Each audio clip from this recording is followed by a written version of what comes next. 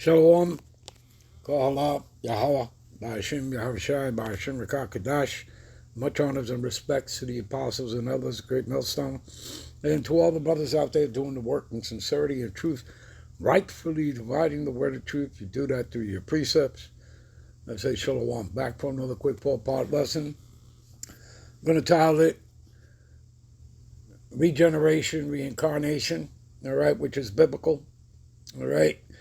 And before we get into those precepts, let's do an introduction into that. So we'll start here in Luke 13:24. All right. And I'll try to give you the NLT version as well as the King James. Strive to enter in at the straight gate. Okay, what does that make me think of? Okay, Matthew's the 7th chapter. All right, the straight gate. And we're going to go over there in a minute. Strive to enter in at the straight gate. For many, I say unto you, will seek to enter in and shall not be able. You see that? Now, again, that also makes me think about Noah, okay, and the ark, all right? And we'll go to that as well as a precept. Okay, the NLT version of verse 24, work hard to enter the narrow door. And remember that Yahushua is the door. Okay? Just like, you read Revelations 3:20. There's a knock on the door. Okay? And he comes into you, you into him. You understand that he comes in to sup with you? Okay? You get it? You understand? Well, the door is representative, it's a metaphor, okay, an allegory for your mind. Do you understand that? Okay?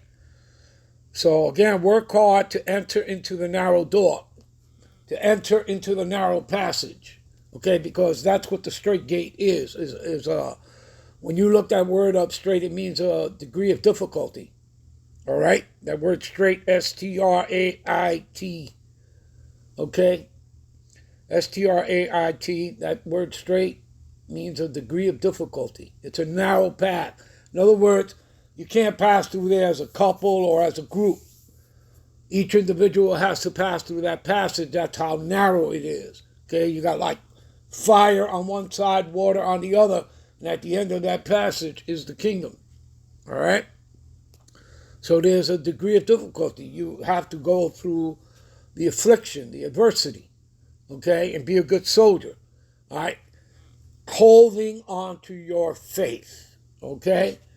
Do you understand that? Being steadfast in the faith, all right? Regardless of what you go through, all right? Because you're going to be tested, all right? Like with that charagma, all right? All right, let's continue reading here.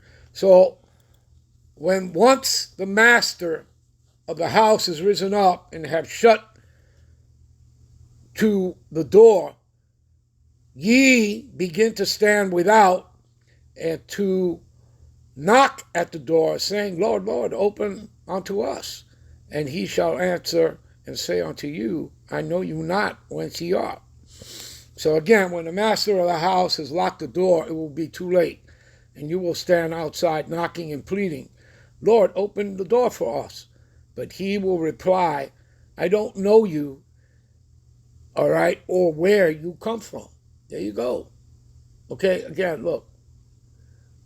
The scriptures speak for themselves, the testimony. Again, does he not ask you, who shall stand up for me against the workers of iniquity? Okay? Do you understand, people? You are supposed to be an apologist, a defender of the gospels. Do you not understand that you Negro, Latinos, and Native Americans are going to be a kingdom of kings and priests? That you're royalty? Don't you understand that? And again, people, this is all part of your inheritance. Okay, that was promised unto Abraham, Isaac, and Jacob. Okay, and you Negro, Latinos, and Native Americans are the descendants of Jacob, of the 12 patriarchs. Okay, and that's proven right here in the scriptures, as well as written in circular history. All right? But again, who have believed the report? You have to believe. Okay? Not come against the scriptures, not despise the testimony. You're supposed to be defending it. This is your book. This is not a universal book. It has nothing to do with Esau, Edom, the so-called white man, or the other 16 heathen nations, other than the fact is that they're, condemned. All right? Do you understand that? That they're going into slavery? That Esau ultimately will be done away with after he serves us in the kingdom for 1,000+ years? Don't you understand that? Obadiah 1:18. All right? Anyway, let's continue here. Then shall ye begin to say that we have eaten and drunk in thy presence, and thou hast taught in our street. Then you will say, but we ate and drank with you, and you taught us in the streets. All right? But what did you do after that? After the Lord set up prophets? Did you take heed? Did you take heed? All right? But he shall say and tell you, I know you not whence ye are. Depart from me, all ye workers of iniquity. There you go. And he will reply and tell you, I don't know you and where you come from. Get away from me, all of you who do evil. All right? Now give me a minute. Again, this is Matthew 7:13. Enter ye in at the straight gate. Okay? So the Lord is telling you to go through the straight gate, which is a degree of difficulty. For wide is the gate and broad is the way that leadeth to destruction. And again, you people, that's like the sheeple. You're sheeple. You follow what everybody else does. Okay? You follow Renaissance plantation Christianity or some other doctrine.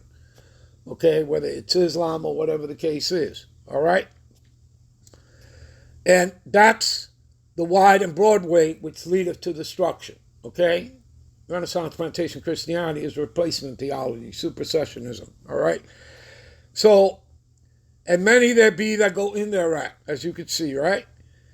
But here, verse 14, because straight is the gate, which means a degree of difficulty, and a narrow passage, right? Narrow is the way, which leadeth unto life, right?